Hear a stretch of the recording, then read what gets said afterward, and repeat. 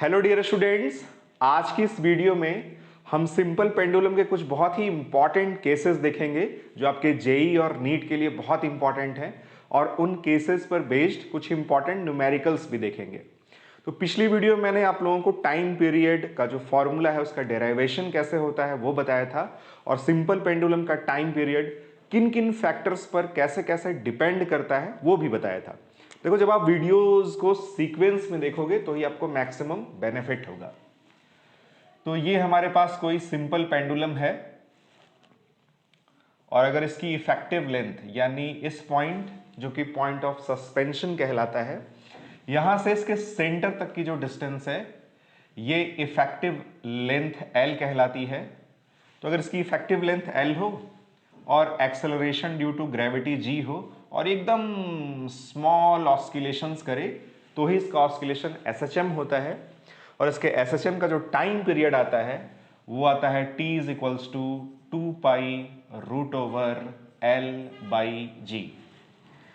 Time period इस bob के mass पे डिपेंड नहीं करता, टाइम पीरियड इसके एम्पलीट्यूड पे डिपेंड नहीं करता, टाइम पीरियड डिस्प्लेसमेंट और एक्सेलरेशन पे भी डिपेंड नहीं करता।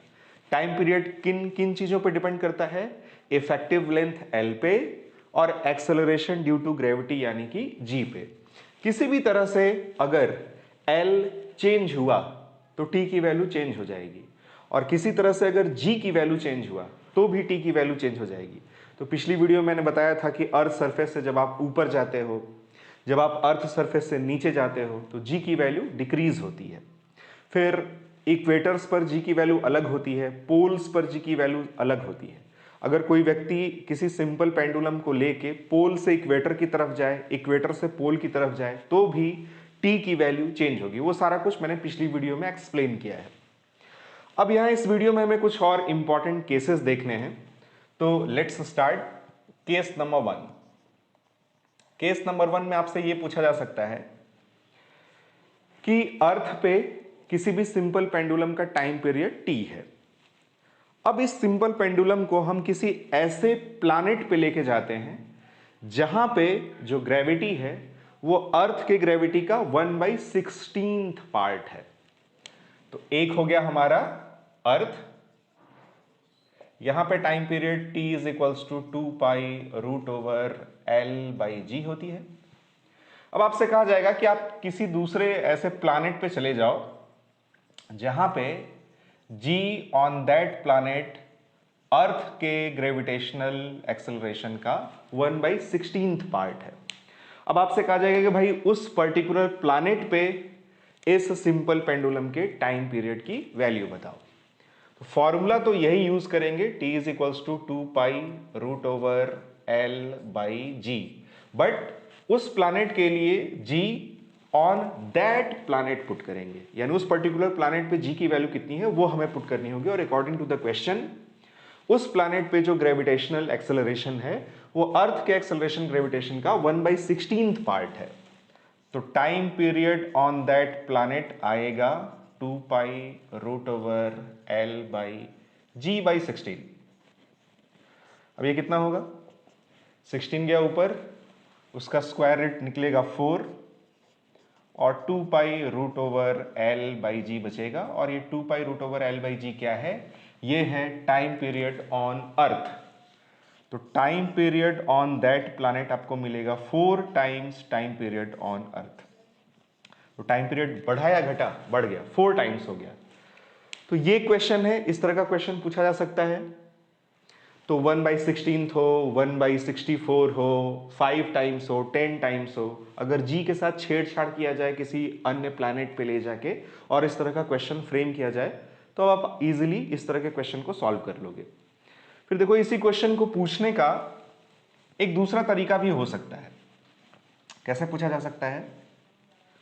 स्मॉल g की जो वैल्यू है वो डायरेक्टली ना देके कि किसी पर्टिकुलर अननोन प्लैनेट पे एक्सेलरेशन ड्यू टू ग्रेविटी अर्थ के एक्सेलरेशन ड्यू टू ग्रेविटी का 1/4 पार्ट है या 1/16 पार्ट है, ऐसे ना देके आपसे कहा जाएगा कि जिस पर्टिकुलर प्लैनेट पे हम सिंपल पेंडुलम को ले जा रहे हैं, अब ये देखो, ये है अर्थ, अर्थ पे जो स्मॉल जी की वैल्यू होती है और इसका जो फॉर्मूला होता है ये होता है, आपने ग्रेविटेशन में पढ़ा होगा, G M E divided by R E square.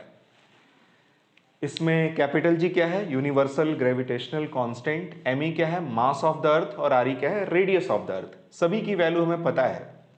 Put करके अगर मल्टीप्लिकेशन डिवीजन करके सॉल्व करें तो ये आता है लगभग 9.8 मीटर पर सेकेंड स्क्वायर। और ये कौन सा प्लैनेट है, ये है अर्थ।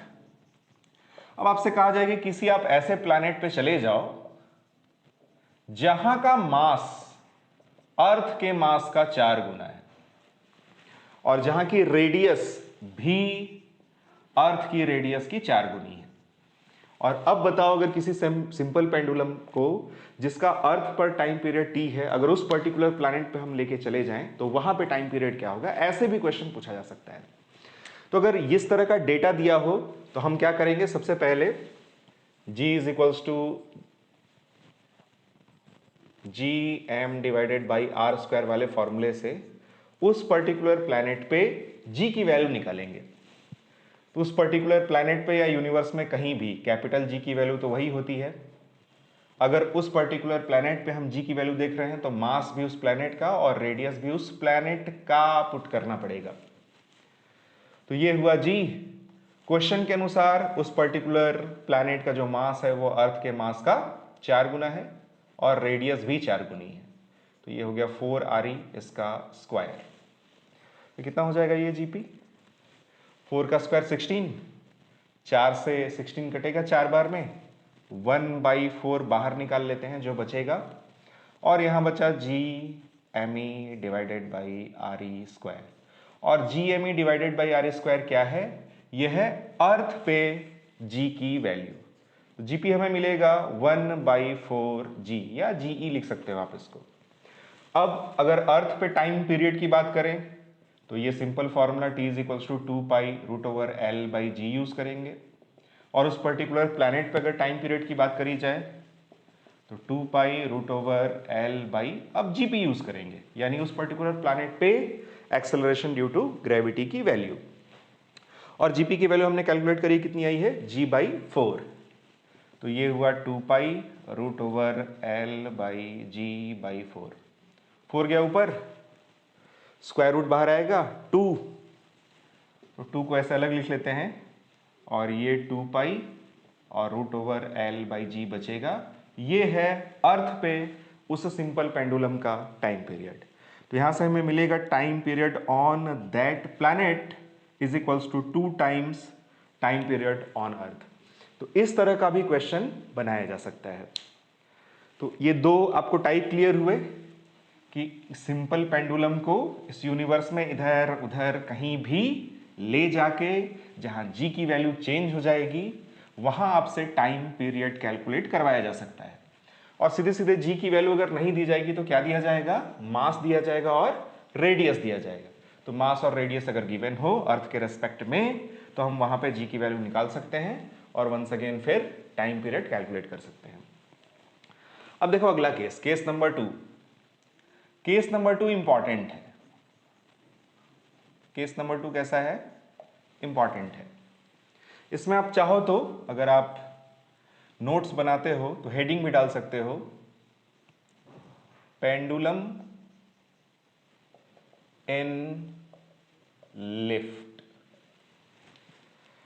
Pendulum in lift. सबसे पहला केस देखते हैं। ये कोई लिफ्ट है और इसकी सीलिंग से, इसकी छत से एक सिंपल पेंडुलम लटक रहा है। अगर लिफ्ट रेस्ट में होगी यानी रुकी हुई होगी, या फिर ऊपर की डायरेक्शन में या फिर नीचे की डायरेक्शन में कांस्टेंट वेलोसिटी से मूव कर रही होगी, यानी ऊपर की डायरेक्शन में जा रही है बट इसका v कैसा है, कांस्टेंट, या फिर नीचे की डायरेक्शन में जा रही है और भी इसका v कैसा है, कांस्टेंट, यानी इसमें किसी भी तरह का कोई भी एक्सेलरेशन नहीं है, एकदम यूनिफॉर्म वेलोसिटी से ऊपर या फिर यूनिफॉर्म वेलोसिटी से नीचे जा रही है। ऐसे भी लिफ्ट बनाई जा सकती है कि ये यूनिफॉर्म वेलोसिटी से ऊपर और यूनिफॉर्म वेलोसिटी से नीचे जा रही हो। इस केस में अगर आपसे टाइम पीरियड पूछा जाए, उसमें 3 केस हो गए, या तो जो लिफ्ट है वो रेस्ट स्टेट में हो, या फिर अगर ऊपर जा रही हो, या फिर नीचे जा रही हो, और उसका v कांस्टेंट हो। तो इस केस में इसका जो टाइम पीरियड होगा वो as it is t is equals to 2 pi root over L by G होगा। वैसे लिफ्ट के केस में या ऐसे किसी भी केस में जिसमें आपका सिंपल पेंडुलम मूव करता है, जैसे किसी कार की सेलिंग से लटका हो, कार सर्कुलर मोशन कर रही हो, जैसे इंक्लाइंड प्लेन पे कोई बॉक्स सरक रहा हो, उसकी सेलिंग से हमने सिंपल पेंडुलम लटका रखा हो, या लिफ्ट में लिफ्ट ए एक्सेलरेशन से ऊपर जा रही हो, या फिर लिफ्ट ए एक्सेलरेशन से नीचे उतर रही हो, इस तरह के केसेस में जो फॉर्मूला हम यूज करते हैं वो होता है t is equals to 2 pi root over L by G effective. G effective का मतलब बेसिकली ये इफेक्टिव एक्सेलरेशन है। जी भी तो एक्सेलरेशन ही है ना, acceleration due to gravity.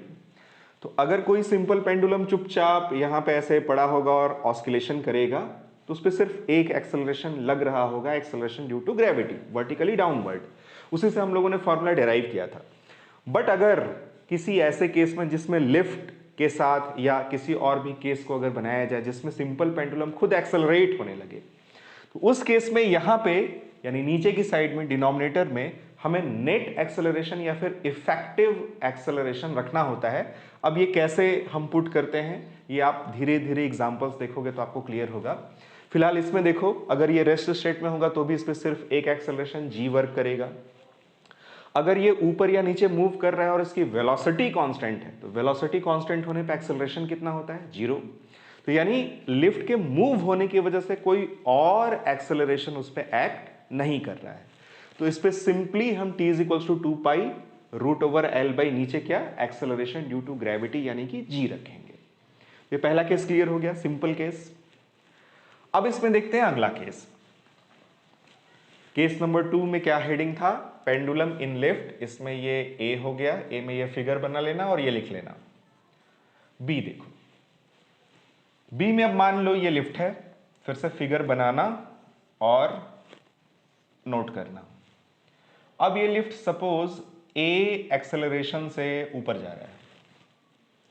Lift क्या हो रहा है? A एक्सेलरेशन से ऊपर जा रहा है। तो ये बताओ, इसमें एक ऑब्जर्वर है यहां, ऑब्जर्वर A, और एक ऑब्जर्वर है यहां, ऑब्जर्वर B।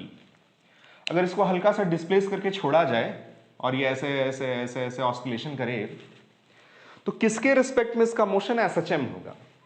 अगर ये ऑब्जर्वर A इस पेंडुलम को देखेगा, तो सिंस ये पूरी की पूरी लिफ्ट A एक्सेलरेशन से ऊपर जा रही है और ये ऐसा ऐसा ऑस्किलेशन कर रहा है, तो इसके रिस्पेक्ट में इसका मोशन तो ऐसा कुछ होगा। तो इसके रिस्पेक्ट में इसका मोशन कभी भी एसएचएम नहीं हो सकता, क्योंकि एसएचएम की जो पहली कंडीशन होती है वही वायलेट हो जा रही है। पहली कंडीशन क्या होती है कि जो ऑब्जेक्ट है वो एक निश्चित स्थिर बिंदु के इधर उधर सेम डिस्प्लेसमेंट तक स्ट्रेट लाइन में मोशन करना चाहिए। तो इसके रिस्पेक्ट में इसका मोशन कभी भी एसएचएम नहीं होगा। अगर आप चाहते हैं कि इसका हम एसएचएम वाला मोशन ऑब्जर्व करें, तो हमारा ऑब्जर्वेशन पॉइंट कहां होना चाहिए? लिफ्ट के भीतर। यानी ये जो ऑब्जर्वर B भाई साहब हैं, इसके रिस्पेक्ट में ही इसका मोशन एसएचएम हो सकता है। अब सोचो जरा, अगर ये लिफ्ट A एक्सेलरेशन से ऊपर जा रही है, इस लिफ्ट के भीतर एक आदमी है, तो वो भी A एक्सेलरेशन से ऊपर जा रहा है, तो इसका जो ऑब्जर्वेशनल फ्रेम ऑफ रेफरेंस होगा वो non inertial frame of reference होगा। न्यूटन्स लॉज ऑफ मोशन याद है? न्यूटन्स लॉज ऑफ मोशन में हमने सूडो फोर्स के बारे में पढ़ा था, इनर्शियल फ्रेम और नॉन इनर्शियल फ्रेम के बारे में पढ़ा था। तो अगर हम अब इस पे लगने वाले फोर्सेस को देखें, तो इस पे एक फोर्स लगेगा mg नीचे और एक सूडो फोर्स भी लगेगा, क्योंकि अब हमारा ऑब्जर्वेशनल फ्रेम ऑफ रेफरेंस कैसा है? Non inertial. तो सूडो फोर्स के बारे में मैंने 3 चीजें बताई थी। सबसे इंपॉर्टेंट चीज क्या होती है कि सूडो फोर्स की वैल्यू कितनी होगी, और दूसरी इंपॉर्टेंट चीज कि सूडो फोर्स कब लगेगा कब नहीं लगेगा, और तीसरी इंपॉर्टेंट चीज कि सूडो फोर्स की डायरेक्शन क्या होगी। तो कब लगता है? जब नॉन इनर्शियल फ्रेम से दिखते हैं। कितना लगता है? जिसको देखेंगे उसका मास, और जहां से देखेंगे मल्टीप्लाइड बाई वो एक्सेलरेशन। तो किसको देख रहे हैं? इस बॉब को, मास है m। जहां से देख रहे हैं उसका एक्सेलरेशन लिफ्ट के एक्सेलरेशन के इक्वल होगा, यानी सूडो फोर्स की जो वैल्यू होगी वो होगी m इंटू ए, और डायरेक्शन इसके एक्सेलरेशन के जस्ट अपोजिट, यानी इसका एक्सेलरेशन ऊपर की डायरेक्शन में है तो जो सूडो फोर्स की डायरेक्शन होगी वो नीचे होगी, m इंटू ए। तो दो फोर्स लग रहा है, नेट फोर्स हुआ mg प्लस ma, m बाहर निकाला आपने, g प्लस a। फोर्स को अगर हम मास टाइम्स एक्सेलरेशन लिखें तो जो नेट एक्सेलरेशन हमें मिलेगा वो होगा g प्लस a। एक तो एक्सेलरेशन g लग ही रहा था, इस लिफ्ट के a एक्सेलरेशन से अपवर्ड डायरेक्शन में एक्सेलरेट होने की वजह से इस पे एक और एक्सेलरेशन एक्ट करेगा और टोटल एक्सेलरेशन हो जाएगा g प्लस a, और यही होगा हमारा एक तरह से g इफेक्टिव। हालांकि g इफेक्टिव लिखना मुझे पसंद नहीं है, यहां पे इफेक्टिव एक्सेलरेशन होना चाहिए, बट कोई बात नहीं।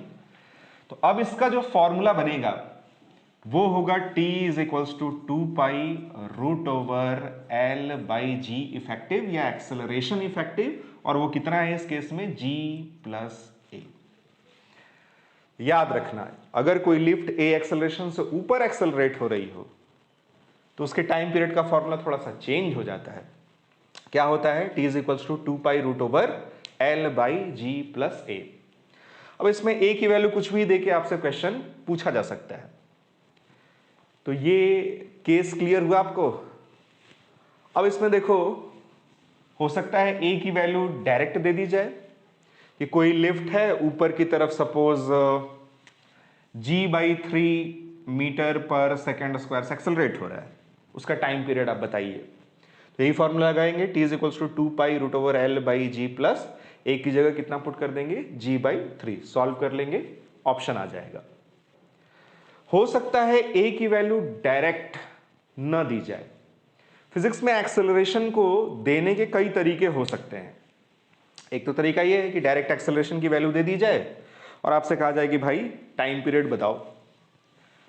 तो इसी में आप नीचे क्या करोगे? एक नोटिंग डालोगे। यही जो बी नंबर का केस हम लोगों ने पढ़ा है, इसमें आप क्या नोटिंग डालोगे? a can be given in following ways। देखो अब इसमें भी दो चीजें होंगी। हो सकता है आपको velocity as a function of time दिया जाए। इस लिफ्ट का ऊपर की डायरेक्शन में जो मोशन हो रहा है वो एक्सेलरेटेड मोशन है, बट एक्सेलरेशन डायरेक्ट ना देके आपसे कहा जाएगा कि एक लिफ्ट है, कुछ ऐसे कि एक लिफ्ट है, ये ऊपर की तरफ मूव कर रही है और इसका वेलोसिटी है suppose 4t plus 1 metre per second, यानी velocity as a function of time है। t इक्वल टू 0 पर वेलोसिटी कितनी मिलेगी? 1 मीटर पर सेकेंड। अब आप कहोगे कि यार वेलोसिटी गिवन है, अब इसका टाइम पीरियड कैसे निकलेगा? वेलोसिटी से सबसे पहले आप एक्सेलरेशन निकालोगे। तो वेलोसिटी से एक्सेलरेशन कैसे निकलता है? सबसे पहले इसका डेरिवेटिव करेंगे, dv बाई dt। तो dv बाई dt से हमें एक्सेलरेशन मिलता है, इसका डिफरेंशिएशन करो, 4t का डिफरेंशिएशन 4 और 1 कांस्टेंट है उसका 0। तो एक्सेलरेशन की वैल्यू मिल गई 4 मीटर पर सेकेंड स्क्वायर। अब एक्सेलरेशन की वैल्यू मिल जाएगी, उसके बाद t is equals to 2 pi root over l by G plus a की वैल्यू 4 पुट कर लेना। तो velocity as a function of time दे के भी इस क्वेश्चन को फ्रेम किया जा सकता है। फिर हो सकता है आपसे इसी में आप सेकेंड नंबर देखो कैसे एक्सेलरेशन दिया जा सकता है आपको। सेकेंड हो सकता है s as a function of time given हो, यानी displacement as a function of time. एक बार बहुत पहले शायद 2005 में IIT में क्वेश्चन आया था। तो वो क्वेश्चन कुछ ऐसा था कि एक लिफ्ट है, ऊपर की तरफ एक्सेलरेट हो रही है और एक्सेलरेशन गिवन नहीं था, उसमें कहा गया था कि लिफ्ट जो ऊपर की तरफ जा रही है, इसकी सेलिंग से एक सिंपल पेंडुलम लटक रहा है, इसका जो ऊपर की डायरेक्शन में डिस्प्लेसमेंट है वो है y is equals to kt square. ये जेई का क्वेश्चन है, जेई 2005 का है, आई थिंक आप लोग देख लेना।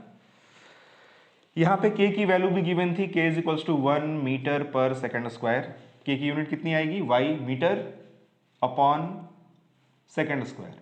तो k की value 1 metre per second square given थी। कहा था कि अगर ये लिफ्ट स्टेशनरी स्टेट में है, रुकी हुई है, तब इसका टाइम पीरियड है t1, और जब इस तरीके से ऊपर डिस्प्लेस होती है और डिस्प्लेसमेंट का फंक्शन टाइम के फॉर्म में इस तरह से गिवन था, तब कहा गया था कि इसका टाइम पीरियड हो जाता है t2, और आपसे कहा गया था कि t1/t2 के स्क्वायर की आप वैल्यू बताओ, और 4 ऑप्शन गिवन थे। ये बताओ, अच्छा वही केस हो गया ना कि एक्सेलरेशन डायरेक्ट ना देके वेलोसिटी एज अ फंक्शन के फॉर्म में दिया जा सकता है, हमने पार्ट 1 में देखा, और ये सेकेंड पार्ट में क्या है कि displacement as a function of time के फॉर्म में भी ये दिया जा सकता है। तो क्या करेंगे, इसका पहले एक बार डिफरेंशिएशन करते हैं, dy/dt, इससे हमें मिलेगा वेलोसिटी, इसका डिफरेंशिएशन कितना होगा 2kt, फिर दोबारा से इसका डिफरेंशिएशन करेंगे dv/dt, यहां से हमें मिलेगा एक्सेलरेशन, और इसका डिफरेंशिएशन कितना होगा 2k, और k की वैल्यू कितनी है 1, यानी ये फाइनली आ गया 2 मीटर पर सेकेंड स्क्वायर, और g की वैल्यू भी गिवन थी 10। तो अब इसमें t1 की और t2 की वैल्यू निकालते हैं, फिर उसका रेशियो निकालेंगे और इस पर्टिकुलर एक्सप्रेशन की वैल्यू को कैलकुलेट करेंगे। कैसे सॉल्व करेंगे, अब t1 की वैल्यू क्या होगी, t1 की वैल्यू होगी सिंपली, जब लिफ्ट रेस्ट स्टेट में है तो 2π√L/g, इसमें कोई डाउट नहीं है। t2 क्या होगा 2π√L/, किधर एक्सेलरेट हो रहा है ऊपर, क्या करेंगे g+a, डायरेक्ट गिवन नहीं था, क्या था y, displacement as a function of time, क्या किए 2 बार डिफरेंशिएट किए, एक्सेलरेशन की वैल्यू मिली कितनी 2। ये हो गया इक्वेशन नंबर 1, ये हो गया इक्वेशन नंबर 2। तो t1/t2 के स्क्वायर की वैल्यू कैलकुलेट करनी है तो डिवाइड करना पड़ेगा, 2π से 2π निपट गया, l से l भी निपट जाएगा, तो t1/t2 इज इक्वल टू आएगा √g+2 divided by g, g की वैल्यू पुट कर दो, तो ये हो गया 10 + 2 डिवाइडेड बाई 10, यानी हो गया ये 12 डिवाइडेड बाई 10, यानी √6/5। तो यहाँ से t1/t2 के स्क्वायर की वैल्यू कितनी आ जाएगी 6/5, ये होगा आपका आंसर। देख लेना कोई ना कोई ऑप्शन इसमें होगा। तो ये केस भी क्लियर हो गया आपको लिफ्ट का। अब लिफ्ट का अगला केस देखते हैं। लिफ्ट के अगले केस में क्या हो सकता है, एक बार लिफ्ट रुकी हुई थी, एक बार लिफ्ट चली तो वेलोसिटी कांस्टेंट था, एक बार लिफ्ट एक्सेलरेट हुई ऊपर की डायरेक्शन में, तो हमने देखा कि यार फॉर्मूला चेंज हो गया। अब हो सकता है, बिल्कुल सही आपका सोचना है, लिफ्ट नीचे की तरफ भी एक्सेलरेट हो सकती है। तो लिफ्ट अगर नीचे की तरफ एक्सेलरेट होगी तो क्या होगा, फिर से एग्जैक्टली सेम एनालिसिस, यहां वाले ऑब्जर्वर के रेस्पेक्ट में ही SHM होगा। नोट करने वाली बात वही है, एक इस पे फोर्स और उसकी वजह से एक्सेलरेशन लगेगा g। अगर ये लिफ्ट नीचे की तरफ एक्सेलरेट होगी a एक्सेलरेशन से, तो इस पे सूडो फोर्स लगेगा ऊपर और उसकी वजह से जो एक्सेलरेशन मिलेगा वो होगा a। तो इसका जो इफेक्टिव एक्सेलरेशन आएगा वो होगा g-a। तो इसका टाइम पीरियड का फॉर्मूला वंस अगेन चेंज हो जाएगा, ये आएगा t = 2π√L/g effective, that is g-a। इसी में एक नोटिंग और डालो, नोट, मान लो लिफ्ट में जो केबल लगी हुई है उसको हम कट कर देते हैं, यानी लिफ्ट एकदम फ्री फॉल होने लगे। फ्री फॉल समझते हो ना, एकदम ऐसे, यानी उसका जो एक्सेलरेशन है वो acceleration due to gravity g के इक्वल हो जाए। तो अगर ये फ्री फॉल होने लगेगी तो a की वैल्यू g के इक्वल हो जाएगी। तो इस फॉर्मूले में जब आप a की वैल्यू g के इक्वल कर दोगे, if lift is in free fall, then होगा क्या, a की वैल्यू g के इक्वल हो जाएगी। तो टाइम पीरियड कितना आएगा L/g minus g, g minus g मतलब 0, समथिंग अपॉन 0 मीन्स इनफाइनाइट, और फ्रीक्वेंसी कितनी आएगी 1/∞, दैट इज 0।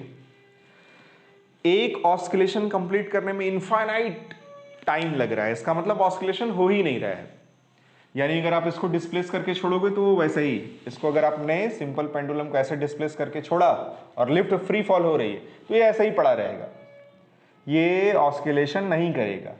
या मैथमेटिकल टर्म में बोलें तो एक ऑस्किलेशन कंप्लीट करने में कितना टाइम लगेगा, इनफाइनाइट टाइम लगेगा। तो तो ये केस भी आपने देख लिया। लिफ्ट के साथ और क्या क्या हो सकता है, सोचो।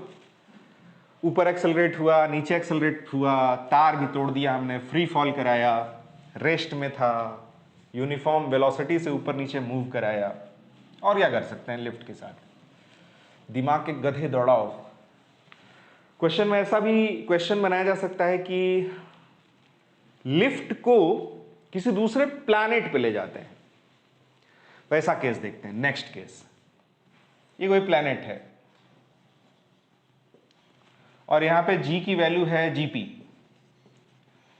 एग्जाम्पल में क्वेश्चन में हो सकता है इस पर्टिकुलर प्लैनेट पे gp g/4 दे दिया जाए, g/10 दे दिया जाए, 16g दे दिया जाए, g/64 दे दिया जाए, कुछ भी दिया सकता है। बड़ा प्लैनेट होगा, भारी भरकम प्लैनेट होगा तो g की वैल्यू ज़्यादा होगी। कोई छोटा हल्का प्लैनेट है या चंद्रमा वगैरह है, सैटेलाइट वगैरह है, तो वहाँ पे g की वैल्यू कम होगी। तो आप डील कर लोगे, g की वैल्यू जो भी होगी वो हम अभी फिलहाल gp ले लेते हैं। अब यहाँ पे हम लोगों ने एक लिफ्ट लगाई और लिफ्ट पे एक सिंपल पेंडुलम लगाया और यहाँ एक मतलब बिल्डिंग सी बना ली और उसमें लिफ्ट इंस्टॉल कर दी।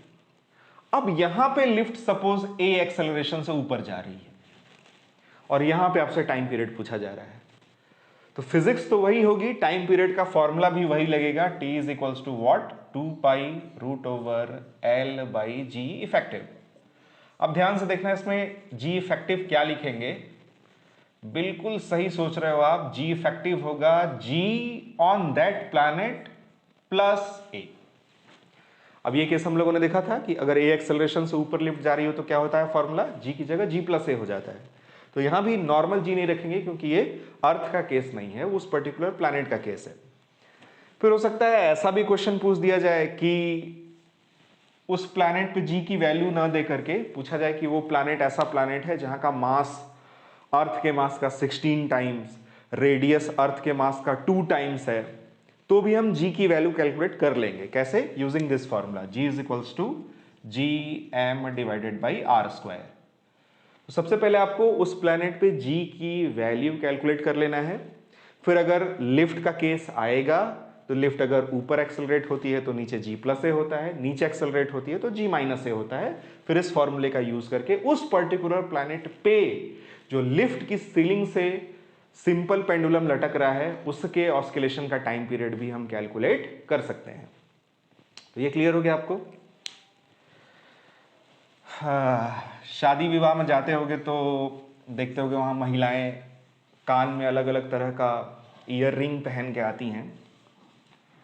उसमें ऐसा होता है ना, झुमके टाइप का या इस तरह का होता है, अलग अलग डिजाइन का, जिसमें एक पतली सी रॉड टाइप की होती है और नीचे कोई होता है डिजाइन वाला चीज।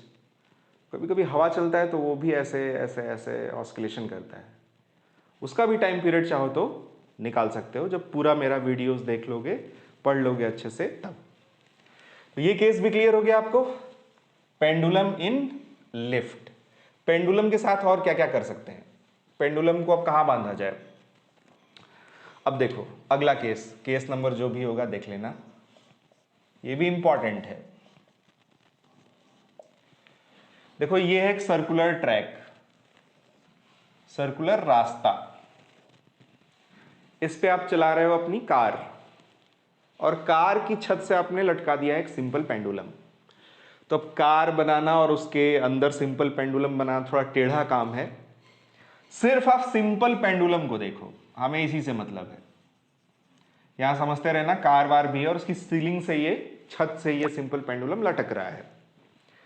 अब कार ऐसे मूव कर रही है, सपोज कार की वेलोसिटी है v और इस सर्कल की जो रेडियस है वो है r।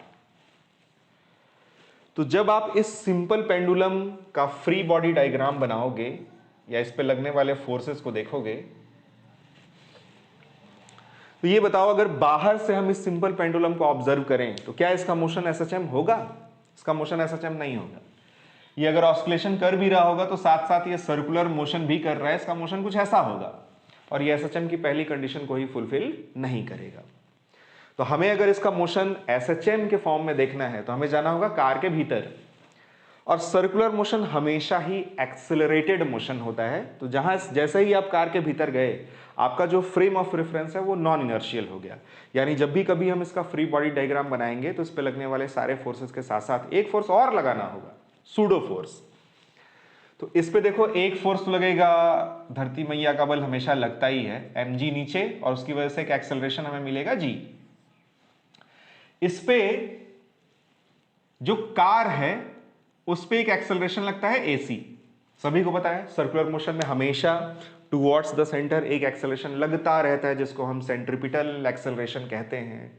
बिना सेंट्रीपिटल एक्सेलरेशन के, बिना सेंट्रीपिटल फोर्स के इस यूनिवर्स में कहीं भी सर्कुलर मोशन पॉसिबल नहीं है। तो जब हम सूडो फोर्स लगाएंगे तो सूडो फोर्स रेडियली इनवर्ड यानी टुवर्ड्स द सेंटर नहीं होगा, रेडियली आउटवर्ड होगा, क्योंकि सूडो फोर्स की डायरेक्शन जो ऑब्जर्वर है उसके एक्सेलरेशन के अपोजिट लगती है। तो कई सारे बुक्स में भी इधर ही बना देते हैं, जो कि गलत है। तो AC लगेगा इस तरीके से। तो भाई अब इस पे दो दो एक्सेलरेशन लग रहे हैं, हमें इसका नेट एक्सेलरेशन निकालना होगा। तो दो परपेंडिकुलर, तो परपेंडिकुलर ही होगा ना, कार ऐसे ही जा रही है, छत से ये लटका हुआ है, एक लगा G ऐसे, ये हॉरिजॉन्टल रोड पे अगर ऐसे मुड़ेगी तो ऐसे इस डायरेक्शन में, हॉरिजॉन्टल डायरेक्शन में आपका AC लगेगा। इन दोनों के बीच का एंगल कितना होगा, ये वर्टिकली डाउनवर्ड है, ये हॉरिजॉन्टल है, 90 डिग्री होगा। और जब भी दो वेक्टर्स 90 डिग्री के एंगल पे हो तो रिजल्टेंट कैसे निकलेगा, ये रिजल्टेंट है G इफेक्टिव, जो हमें चाहिए वो होगा square root G square plus AC square. तो अगर इसका टाइम पीरियड पूछा जाए तो इसका टाइम पीरियड आएगा T is equals to 2 pi root over L by G effective वाले फॉर्मूले से T is equals to 2 pi root over square root G square plus AC square. इसमें AC की वैल्यू याद है, सर्कुलर मोशन में AC की वैल्यू कितनी होती है, सर्कुलर मोशन में AC की वैल्यू होती है V स्क्वायर बाई R, और उसका भी स्क्वायर है और स्क्वायर रूट भी है। तो चाहे तो आप यहाँ पे ऐसे पावर 1/2 कर सकते हो। देखने में कॉम्प्लिकेटेड लग रहा है पर उतना भी कॉम्प्लिकेटेड नहीं है, आप आराम से समझ सकते हो इसको। फाइनली ये हमें मिलेगा T is equals to 2 pi root over L by, इसको ऐसे लिख दें G स्क्वायर प्लस इसका स्क्वायर करोगे तो ये आएगा V to the power 4 upon R square और इसकी पावर 1/2। कभी कभी डायरेक्ट इस तरह के भी ऑप्शन आपको मिल जाते हैं। तो इस तरह का अगर केस होगा तो उसमें क्या फिजिक्स इन्वॉल्व होगी और कैसे हम G इफेक्टिव निकाल के टाइम पीरियड निकालेंगे, वो क्लियर हुआ। ठीक है, अब अगला केस देखो। अगला केस भी बहुत इंपॉर्टेंट है और उस पर JEE 2021 या 2022 में क्वेश्चन आया था सीधे सीधे। तो वो है हमारा अगला केस। देखो अगला केस क्या है, उसको भी इंपॉर्टेंट बना लेना। यह है कि इंक्लाइंड प्लेन और इसका इंक्लिनेशन है अल्फा। अल्फा दिया जा सकता है, बीटा दिया जा सकता है, थीटा दिया जा सकता है। इस पे कोई व्हीकल है या बॉक्स मान लो, इस पे कोई फ्रिक्शन नहीं, म्यू इक्वल्स टू क्या है 0, चिकना है एकदम। तो जैसे ही रखोगे सर से सरक जाएगा और सरकेगा तो इसका डाउनवर्ड डायरेक्शन में एक्सेलरेशन कितना होगा, सभी को पता होगा G साइन अल्फा। इसमें कोई डाउट नहीं है। न्यूटन्स लॉज ऑफ मोशन में बहुत अच्छे से मैंने इंक्लाइंड प्लेन पढ़ाया था, आपने भी पढ़ा ही होगा कहीं ना कहीं से। तो डाउनवर्ड डायरेक्शन में इंक्लाइंड प्लेन पे, चिकने इंक्लाइंड प्लेन पे जो एक्सेलरेशन होता है वो कितना होता है G साइन अल्फा। अब आपसे कहा जा रहा है कि इसकी सीलिंग से फिर एक सिंपल पेंडुलम ऐसे लटक रहा है और आप इसके ऑस्किलेशन का टाइम पीरियड बताओ। इसकी इफेक्टिव लेंथ L है। फिर से वही बात, अगर एक ऑब्जर्वर यहां है और एक ऑब्जर्वर यहां है तो किसके रिस्पेक्ट में इसका SHM होगा, इसके रिस्पेक्ट में। ये नीचे उतर रहा है G साइन अल्फा के एक्सेलरेशन से, तो इसका जो इनर्शियल, इसका जो फ्रेम है वो कैसा होगा, non inertial frame of reference. तो अगर हम इसका FBD बनाएं, इस पे लगने वाले फोर्सेस या एक्सेलरेशंस को देखें तो एक तो लगेगा G वर्टिकली डाउनवर्ड,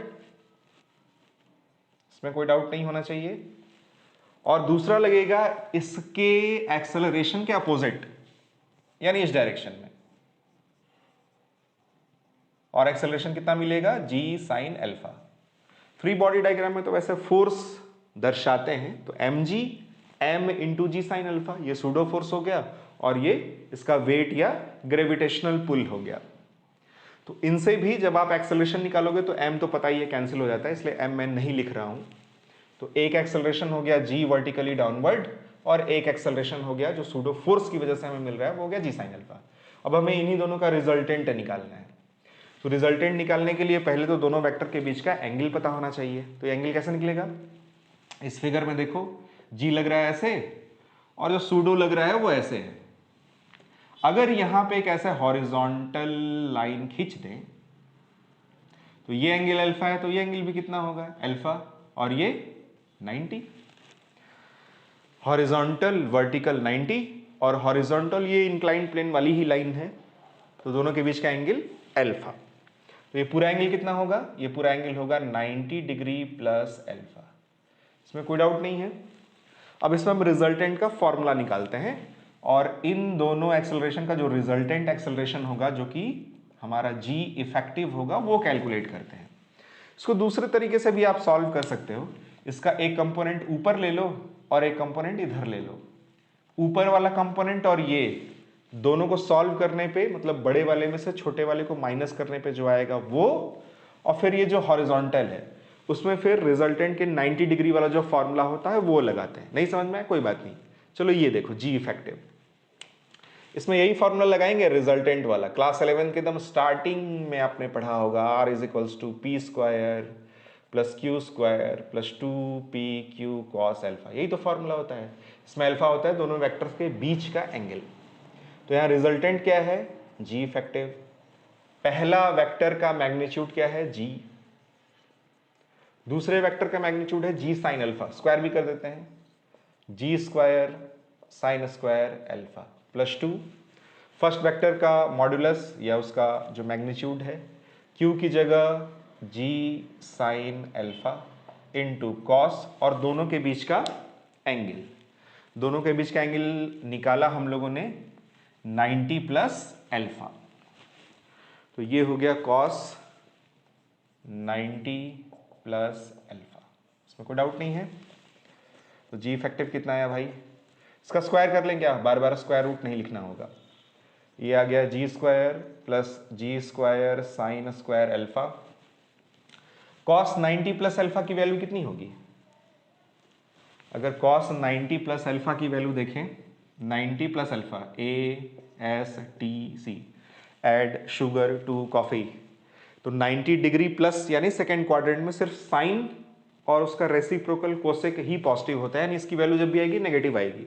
और 90 डिग्री वाले में चेंज होता है कॉम्प्लीमेंट्री में, कॉस साइन में और साइन कॉस में, तो ये आएगा माइनस साइन अल्फा। तो माइनस से ये वाला साइन माइनस हो जाएगा, 2g इंटू जी स्क्वायर साइन अल्फा, और ये जो इसकी वैल्यू हमें मिलेगी माइनस साइन अल्फा। तो साइन अल्फा और ये साइन अल्फा हो गया साइन स्क्वायर अल्फा। इसमें कोई दिक्कत नहीं है। ये हुआ जी स्क्वायर, इसको इसमें माइनस करते हैं, minus G square sine square alpha. G effective, G square common, 1 minus sine square alpha, तो कॉस स्क्वायर अल्फा होता है क्या। जी इफेक्टिव का स्क्वायर आ गया G square cos square alpha. Finally हमें जी इफेक्टिव की वैल्यू मिल जाएगी जी कॉस अल्फा, और टाइम पीरियड मिलेगा t is equals to 2 pi root over L by G effective, जो सॉल्व करने के बाद आया है जी कॉस अल्फा। तो इस तरह का अगर कोई केस आए, तो इस तरह के केस में सीलिंग से अगर कोई सिंपल पेंडुलम लटक रहा हो और उसके एसएचएम का हमें टाइम पीरियड पूछा जाए, तो ये आएगा t is equals to 2 pi root over L by G cos alpha. कैसे आ रहा है, किसके रिस्पेक्ट में एसएचएम होगा, कैसे जी इफेक्टिव निकालेंगे, वो क्लियर हुआ। तो इसी तरह के क्वेश्चन आपको कॉम्पिटिशन में मिलेंगे। तो और देखो सिंपल पेंडुलम में, सिंपल पेंडुलम के साथ और भी बहुत कुछ किया जा सकता है। तो अभी फिलहाल के लिए इतना रहने देते हैं, अभी आगे और जैसे जैसे केसेस मिलेंगे तो उनको देखा जाएगा। जैसे कभी कभी इस वायर के यंग्स मॉडुलस के यंग्स मॉडुलस को दे के क्वेश्चन बनाया जाता है। तो एक डिफिकल्ट क्वेश्चन हो गया। अभी मैंने इलास्टिसिटी नहीं पढ़ाई है, या क्लास 11th में जब आप एसएचएम पढ़ते हो स्टार्टिंग में, तो कई सारे बच्चे इलास्टिसिटी नहीं पढ़े होते हैं, तो उस केस को भी फिलहाल छोड़ देते हैं। जब इलास्टिसिटी वाला चैप्टर पढ़ेंगे तो वहाँ मैं बताऊंगा अलग से कि देखो एसएचएम का भी क्वेश्चन बनेगा और ऐसे सॉल्व होगा। कभी कभी क्या करते हैं कि इसको पानी में डाल देते हैं, अब ये चला गया पानी में, और इसका अगर एसएचएम करवाया जाए या पूरे के पूरे इस सिंपल पेंडुलम को ही किसी लिक्विड में सबमर्ज कर दिया जाए, तब उसका टाइम पीरियड कैसे निकालेंगे वो एक अलग केस है, वो जब फ्लूइड मैकेनिक्स पढ़ेंगे तो वहां देखेंगे। अभी फिलहाल के लिए एसएचएम में सिंपल पेंडुलम के अभी जो मैंने केसेस बताए हैं उनको आप ध्यान से देखो, नोट करो, और उन पे क्वेश्चंस जहां भी मिले ढूंढ ढूंढ के उनको सॉल्व करने की कोशिश करो। कुछ क्वेश्चन मैंने भी लिए हैं जेई के, तो देखते हैं कि जेई के क्वेश्चन अब इतना पढ़ने के बाद सॉल्व हो पा रहा है या नहीं हो पा रहा है। क्वेश्चन ऐसे आपकी स्क्रीन पे आ जाएगा, चाहे तो आप पॉज करके पहले क्वेश्चन पढ़ो और खुद से सॉल्व करने की कोशिश करो। देखो पहला क्वेश्चन क्या है, कह रहा था time period of simple pendulum is T inside a lift when it is stationary. तो एक केस है जिसमें यह लिफ्ट रेस्ट पे है और इसके अंदर एक सिंपल पेंडुलम है और इसका टाइम पीरियड है टी। तो लिफ्ट जब रेस्ट पे होती है तो टाइम पीरियड कितना आता है, 2π√L/g। फिर क्या कह रहा है कि अगर यही लिफ्ट g/2 एक्सेलरेशन से ऊपर की तरफ एक्सेलरेट होने लगे तब इसका नया टाइम पीरियड क्या होगा। और ये जेई मेंस 2021 का क्वेश्चन है, ये जेई 2021 का क्वेश्चन है। केस नंबर 2 में क्या हो रहा है, ये ऊपर की तरफ g/2 से एक्सेलरेट हो रहा है और इसके ऑप्शन है √3t, t/√3, √3/2t और √2/3t। तो ऊपर की तरफ एक्सेलरेट होगा तो क्या होगा इसका नया टाइम पीरियड, 2π√L/g + a, और a की वैल्यू कितनी गिवन है, g/2।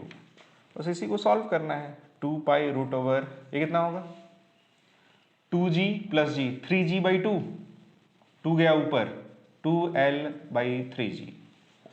t dash is equals to 2/3 square root के साथ अलग कोपचे में निकाल लेते हैं ऐसे।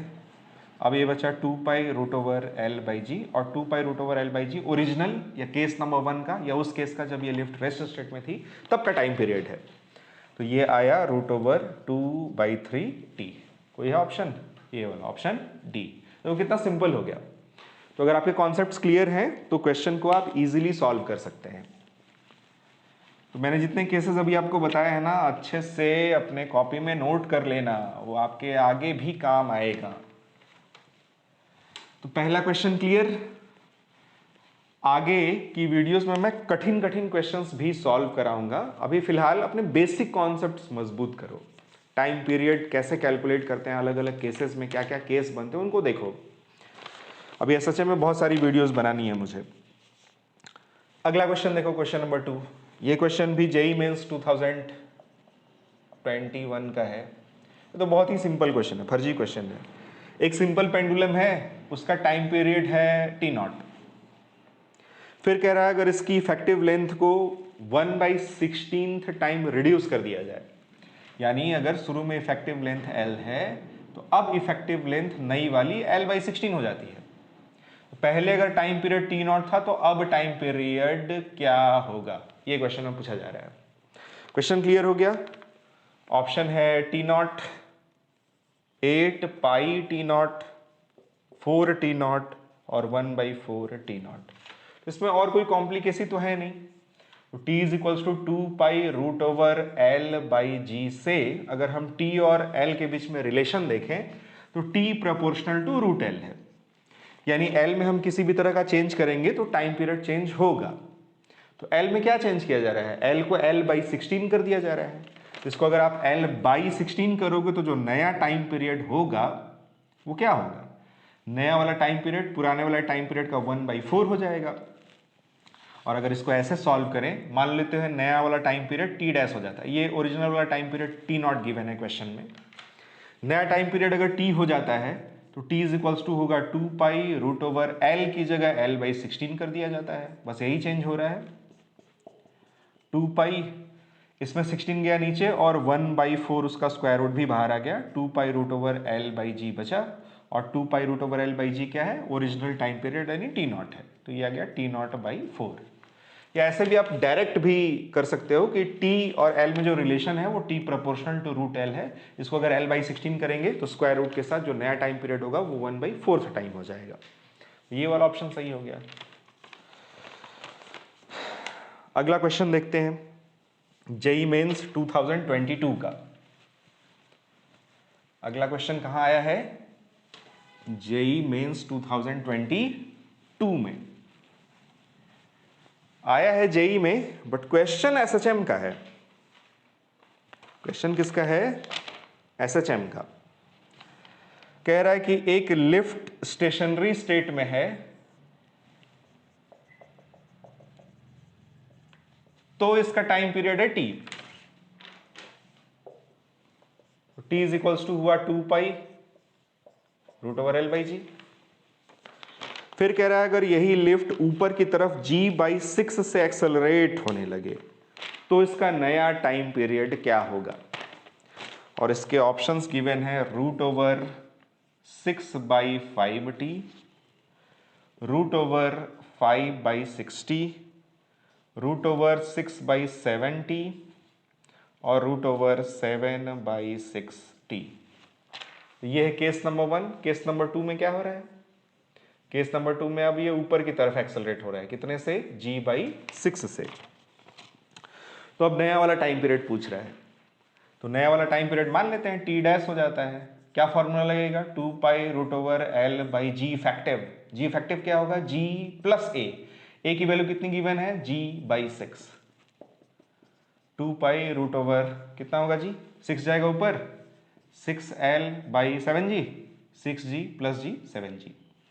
तो टी डैश आ गया रूट ओवर 6/7 को ऐसे अलग कर लेते हैं और जो बचेगा वो अलग लिख लेते हैं ब्रैकेट में, 2 pi root over L by g बचा, और ये पुराना वाला टाइम पीरियड यानी टी है, तो टी डैश हमें मिला root over 6/7 into T, root over 6/7 into T. तो इस वीडियो में यही रहने देते हैं। आई होप आपको सिंपल पेंडुलम के इतने ढेर सारे इंपॉर्टेंट केसेस समझ में आए होंगे। केसेस अभी और भी हैं, तो अभी और पढ़ेंगे, ये आखिरी वीडियो नहीं है।